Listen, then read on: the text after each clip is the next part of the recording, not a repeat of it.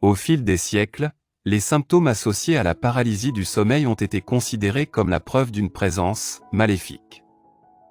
Des démons nocturnes invisibles dans l'Antiquité, la vieille sorcière de Roméo et Juliette de Shakespeare et des ravisseurs extraterrestres. Presque toutes les cultures du monde ont leurs histoires effrayantes de créatures maléfiques et sombres qui terrifient les humains sans défense la nuit. Ils étaient le résultat de la lutte des gens pour trouver une explication à la mystérieuse paralysie du sommeil et à la terreur qu'elle provoque. La paralysie du sommeil est une condition qui survient entre les stades du sommeil et de l'éveil, et la personne est consciente mais ne peut pas bouger. C'est un phénomène étrange et effrayant, car les gens ne peuvent pas contrôler leurs mouvements volontairement, mais heureusement, cela ne cause aucun dommage physique dans le corps. Cependant, elle s'accompagne d'expériences hypnagogiques, qui sont des hallucinations visuelles, auditives et sensorielles, qui peuvent appartenir à l'une de ces trois catégories. Intrus, la personne écoute les bruits des poignées de porte qui s'ouvrent, des pas traînants, un homme de l'ombre ou le sentiment d'une présence menaçante dans la pièce.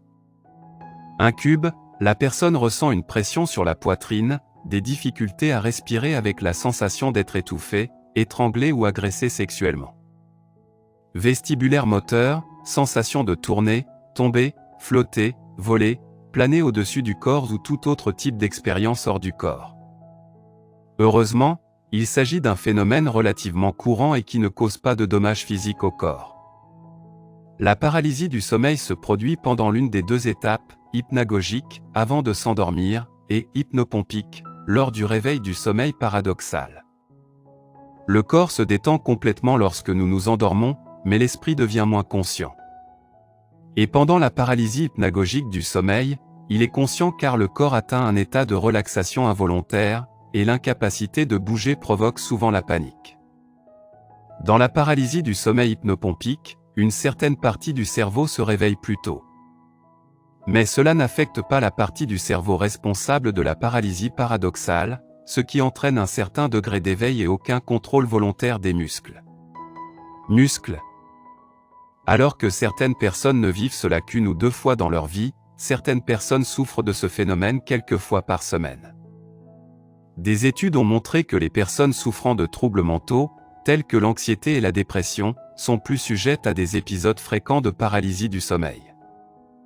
Ainsi que les personnes prenant certains médicaments, souffrant d'apnée du sommeil et celles souffrant d'un trouble du sommeil sous-jacent. Voici les facteurs de risque. Manque de sommeil, changement fréquent dans les habitudes de sommeil, dormir sur le dos.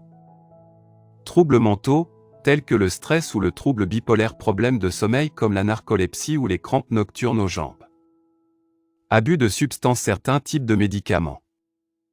Les personnes qui vivent de tels épisodes signalent qu'elles sont incapables de bouger ou de parler pendant quelques secondes.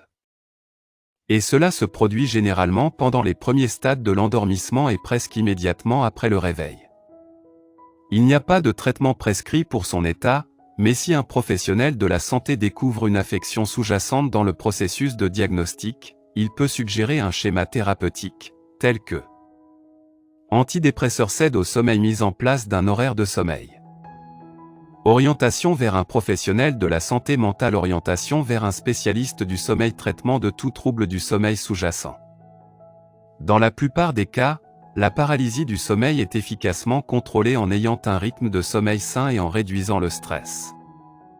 Il est également recommandé d'éviter l'utilisation d'appareils électroniques dans la chambre avant d'aller dormir, et d'éviter ou de restreindre sévèrement l'alcool, les drogues, la nicotine et la caféine.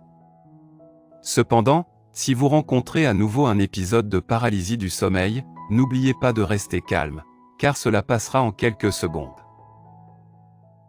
Merci d'avoir regardé notre vidéo. Si c'est intéressant, veuillez aimer et partager. Si vous avez des commentaires, veuillez laisser un commentaire sous la vidéo. N'oubliez pas de vous abonner à la chaîne et d'activer nos notifications.